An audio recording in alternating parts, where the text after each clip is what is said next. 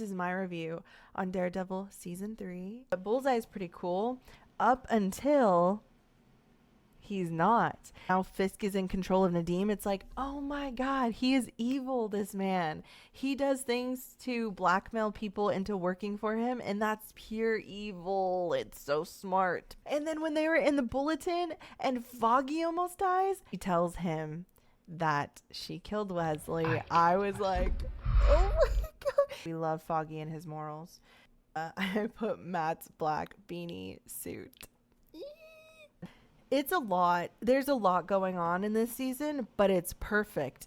I just can't talk about the whole thing all day, you know? I got some Daredevil Season 1 Born Again to watch it right now.